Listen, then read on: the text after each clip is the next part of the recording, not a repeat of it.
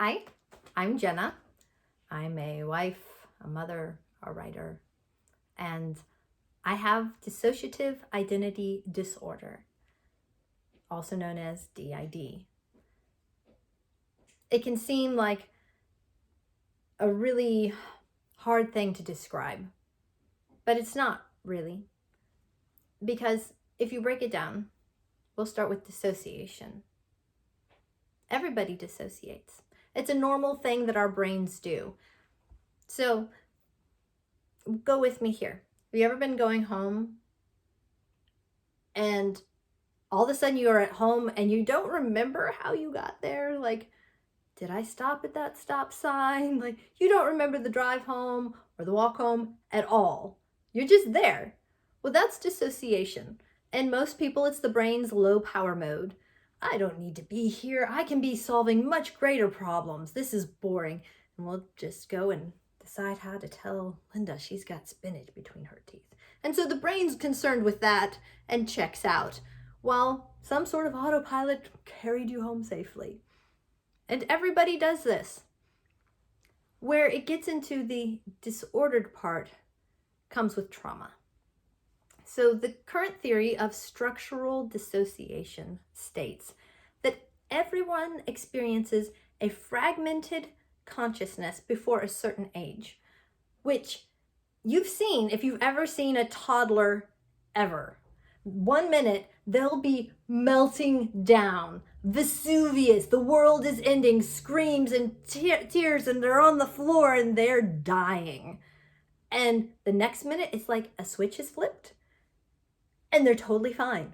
Nothing ever even happened. That's because they don't experience a unified stream of consciousness. Their consciousness is still fragmented at this age.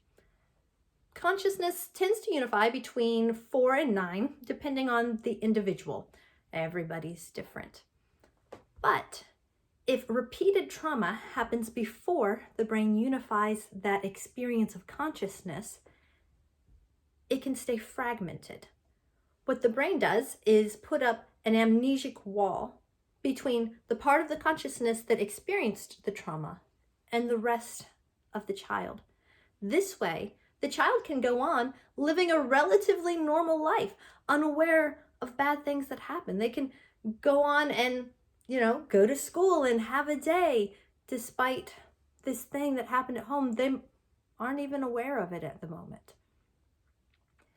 Now, as the brain grows, as the child grows, these fragmented states of consciousness also grow with the information that they have.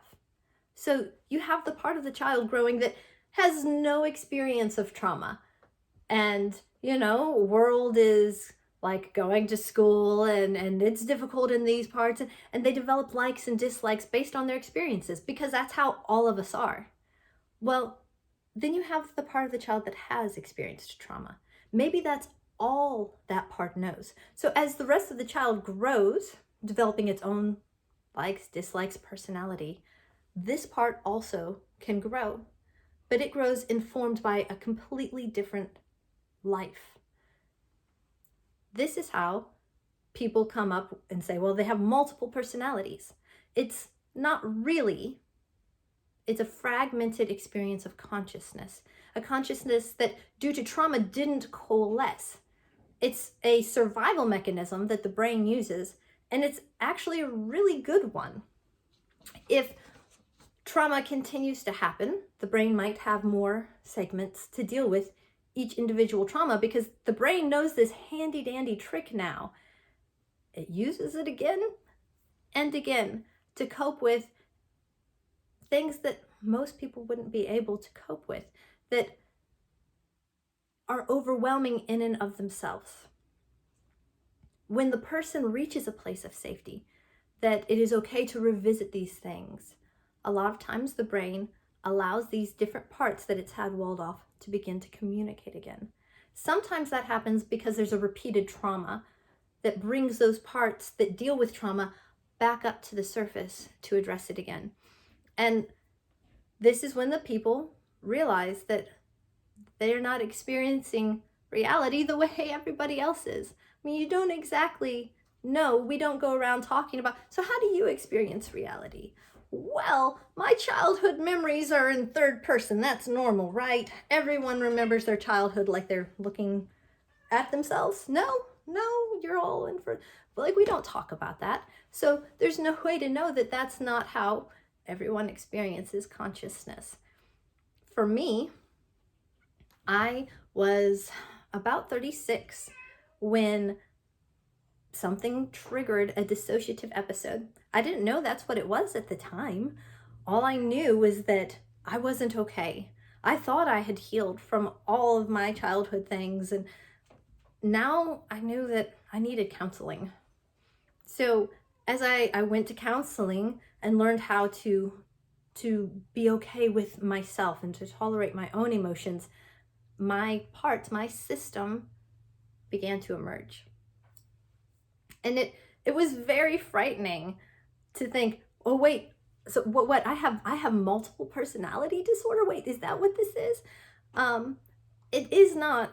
It used to be called multiple personality disorder. They changed the name for a couple key reasons. One, it's not a personality disorder like antisocial personality disorder or narcissistic personality disorder. It is a neurodivergence, the product of a brain that did not coalesce a stream of consciousness as a survival mechanism. Now, despite what you might have seen in any kind of media that deals with D.I.D, it's usually very covert.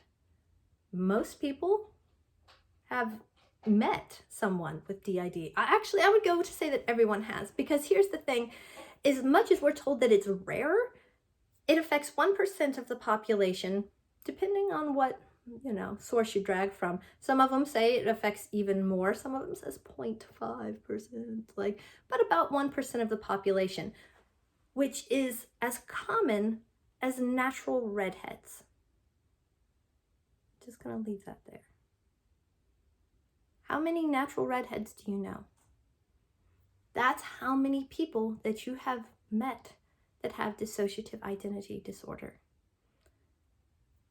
So as frightening, as rare as it seemed, it's not either of those things. It's different. And at times it can be difficult to navigate. But in my life, it's been really healing. So when my different parts, my alters came out, we began making videos as a way to communicate, as a way for them to kind of cope with what they were experiencing, and me as well. I've kept these videos private because, quite frankly, they're messy, they're real, they're just me basically doing therapy. But as I've come to a greater place of self-acceptance, I've come to the conclusion that they might be beneficial to other people. That hiding this has never helped. As a matter of fact, pushing away from the trauma and who I am is what causes these kind of dissociations. That's not me. Well, it is. This is me. I'm Jenna, and I have dissociative identity disorder.